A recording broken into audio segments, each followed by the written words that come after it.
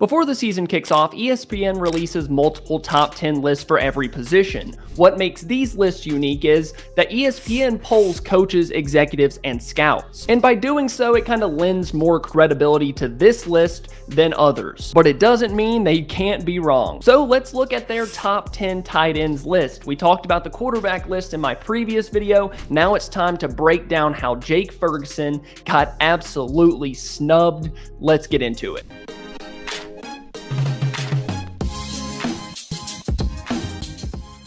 A little spoiler for the people that haven't seen this yet, guys like Dalton Kincaid, Evan Ingram, and Dalton Schultz are inside the top 10 tight ends. But one very important name has been left off, and I think you know who it is. It's Jake Ferguson. Based on this list from coaches, executives, and scouts, he is not a top 10 tight end in the league, which is bogus. Last season, Ferguson caught 71 passes for 761 yards and snagged 5 touchdowns on the year. Despite being top 10 in receptions, receiving yards, yards after catch, drop rate, EPA, and total touchdowns as a first-year starter on the Cowboys, he somehow still doesn't find himself on the top 10 tight end list. Here are the results from executives, coaches, and scouts on who they think are the top 10 tight ends heading into 2024. At number 10, you have Dalton Schultz. At number 9, Evan Ingram, Dalton Kincaid, Dallas Goedert, David Njoku, TJ Hawkinson, Sam Laporta, Mark Andrews, George Kittle, and then Travis Kelce. And honestly, the first 5 names on this aren't wrong. I would say that is a solid top 5 in whatever order you really want to put them in, with Kelce and Kittle being number 1 and number 2. But starting at number 6, I think that Ferguson could easily fit into the conversation. And there's a real argument that I'm going to make in this video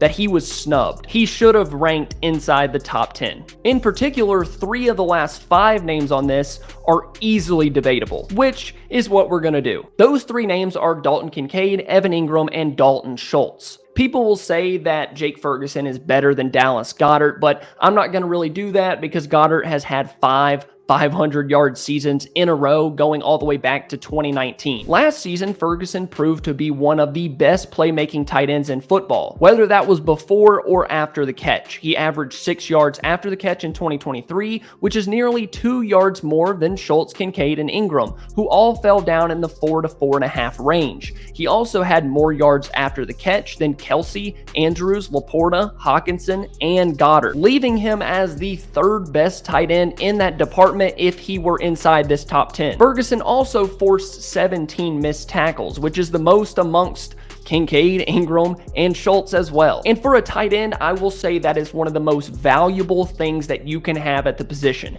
It's a rare skill set that you find a tight end that can break tackles, pick up good yardage after the catch, make guys miss in open space. You wouldn't be surprised to know that most of the best tight ends in the league are some of the best after the ball is in their hands. Even though Ferguson had a great first year as a starter, we need to kind of project him and his growth into 2024. This is what this list is about.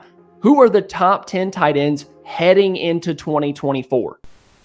I am super excited to tell you guys about today's video sponsor, Raycon. Whether you want to tune in to Double Move for your daily Cowboys fix or just listen to some really good music, sometimes you've got to tune out the noise around you. That's why I love Raycon's upgraded everyday earbuds with active noise cancellation. You might have heard people talk about Raycon before. Yes, the same high quality audio as the big brands, but at half the price. My favorite part of the Raycon earbuds is the upgraded model feature like the active noise cancellation, so I can edit my videos without any outside noise. The ergonomic design makes for a really nice fit, and I'm able to wear them for hours on end with zero discomfort. And I really love the new vibrant colors, and so does my editor, Dallas. But my personal favorite is the sleek matte black with this ocean wave case. Seriously, if you've been wanting to check out Raycons, now is the perfect time. Plus, they're offering a 30-day happiness guarantee. So what are you waiting for? Click the link in the description, use code DOUBLEMOVE, or go to buyraycon.com/doublemove to get 15% off your purchase plus free shipping. Thank you to Raycon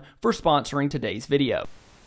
So it's important to look at what he did down the back stretch of last season. I mean, the first 8 games he started were his first ever starts as the team's tight end one. Aside from a dozen catches in 2022, this was his first real chance being a starter in the NFL. And after the Dak and Ferguson connection was established, Ferguson turned it up. If you compare the last 9 games to the first 8, Ferguson improved his efficiency game over game. In the final few weeks of the season, he had 6 catches, 5 catches, 6, 4, 4, and then 6 again. And you really have to take into account the slow start that Ferguson had in weeks 1 and 2, where he caught 2 passes in week 1, 3 in week 2 for a total of 22 yards. And I know a lot of people are going to argue that it was in garbage time, didn't matter, the game was out of hand, but Ferguson played damn well in the playoffs. He had 3 touchdowns, pretty sure he eclipsed the 100-yard mark. He was the only player on offense that did anything. One thing that people are going to point out about these numbers are the touchdowns. I think it's important to point out the touchdown numbers as well because they did drop. But I think that had more to do with the emergence of Brandon Cooks as the team's red zone option late in the season, as well as CeeDee Lamb taking some of those opportunities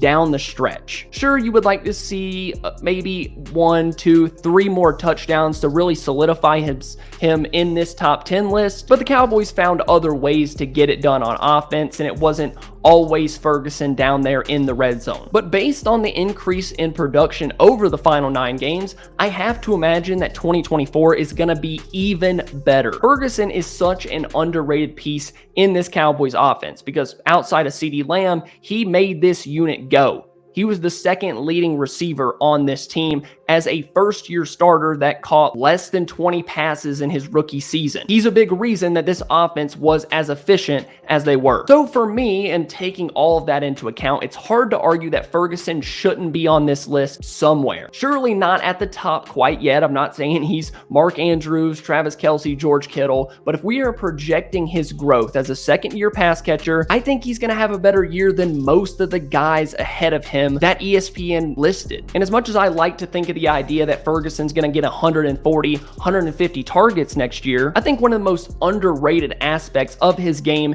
is his willingness as a run blocker. And it's not really even willingness, he's actually an effective blocker. PFF had Ferguson ranked as the 27th best blocking tight end in the league last year out of 126 that were graded. That ranking also placed them ahead of guys like Dalton Kincaid, Evan Ingram, and Dalton Schultz as well. I'm sure you guys are loving me saying these 3 names so much, but it's true. Don't get me wrong either. I like these 3 tight ends. I like Kincaid. I think he's going to be a stud. I liked him coming out of college. He's going to be one of the most talented pass catching tight ends that the league has in probably a year or two. But the run blocking for him and being a well-rounded tight end, it's a weak part of his game. And the pass catching stats last year weren't even better than Ferguson, while the blocking definitely wasn't better. And then you have Dalton Schultz, an old friend who didn't put up the numbers that Ferguson did last year and surely isn't as good after the catch as him either. I even like Evan Ingram, but I could really see any argument one way or the other. You guys can debate that down below in the comments, but let me know, what do you think? Should Ferguson be on this list?